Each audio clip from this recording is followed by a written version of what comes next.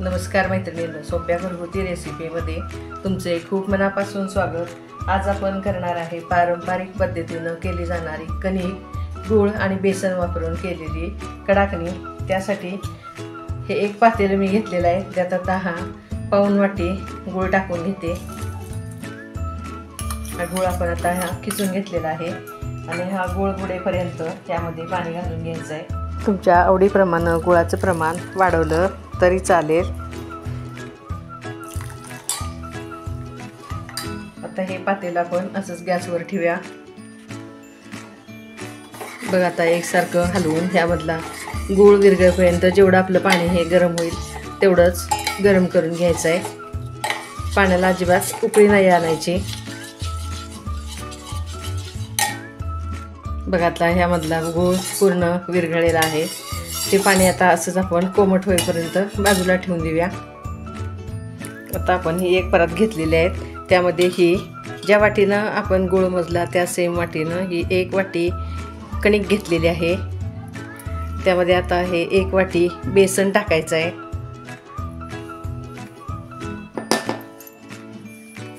यामध्ये आता पोहे खायच्या चमच्यानं 4 चमचे बारीक रवा टाकून घ्यायचा आहे।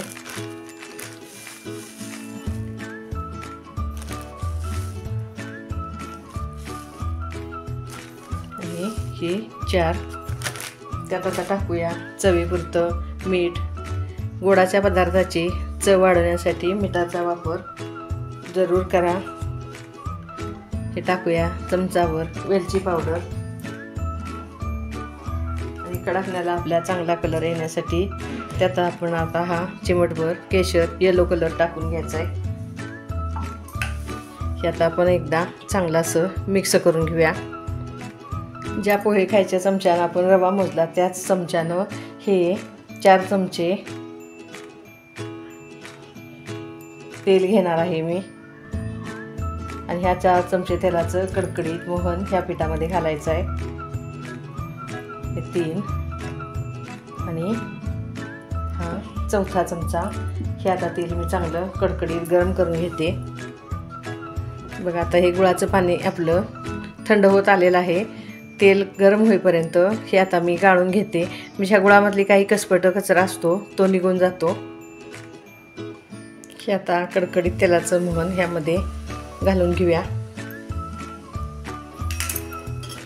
हे चमच्यानं असं थोडा वेळ हलवून घेतल्यानंतर हे हातानं आता एकसारखं या पिठाला चोळून घ्यायचं आहे।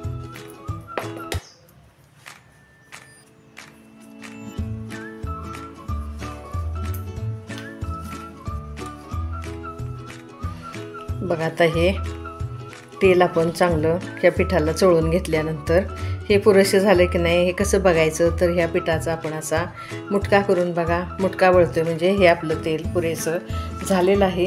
हे आता गुळाचं पाणी मी गाळून घेतलेलं आहे। हे पाणी कोमट झाले, हे आता थोडं थोडं ओतत हे आपण पीठ मऊसर असं मळून घ्यायचं आहे। उरलेलं पाणी पण थोडं टाकूया।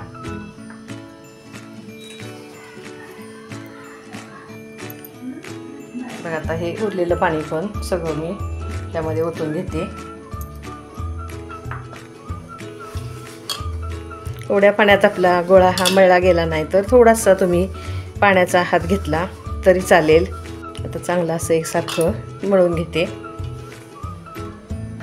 अजून 1-4 चमचे पाणी मला ह्या पिठाला लागलेलं आहे। बघा अजून थोडा पाण्याचा हात घेऊन असं एकसारखं चांगले हे मर्दून घेणार आहे। थोडंसं हे पीठ आपलं मऊसरच लागतं, म्हणजे ह्यामधला रवा चांगला भिजला जातो। थोडा पाण्याचा हात घेऊन असं एकसारखं मर्दून हे 10 मिनिटं झाकून ठेवायचं आहे।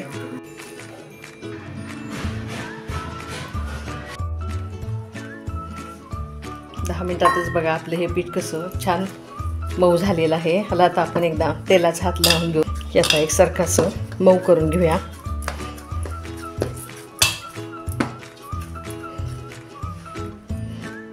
आणि आपल्याला हव्या त्या साईजमध्ये आपण ह्या गोळ्या करून घ्यायच्या आहेत।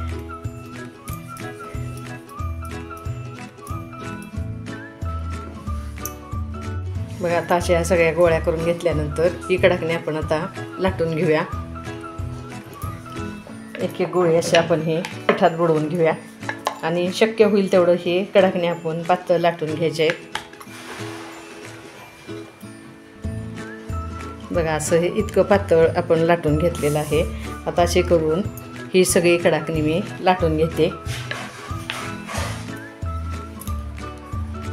बघा आता अशा ह्या कडाकण्या सगळ्या आपण लाटून घेतलेल्या आहेत. तेल मी गरम करत ठेवलेलंच आहे. हे आता आपण तळून काढूया. बघा आता तेल आपलं चांगलं गरम झालेलं आहे. एक मी आता त्यात टाकून हे तळून बघितलं. बघा आता एक एक टाकून अशी ही सगळी आपण कडाकणी तळून घ्यायचे आहेत. कारण गुळाच्या कडाकण्याला तळायला फार वेळ लागत नाही आहे.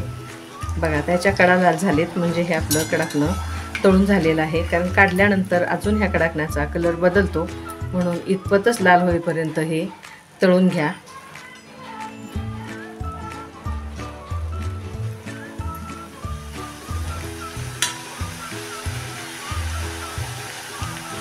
आता ही अशी सगळी कडाकणी मी तळून घेते.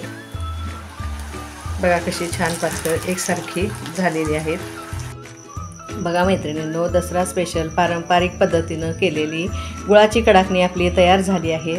बघा माझा हा व्हिडिओ आवडल्यास माझ्या चॅनेलला सबस्क्राईब करा, रेसिपी मैत्रिणींमध्ये शेअर करा आणि मला कमेंट्समध्ये नक्की कळवा.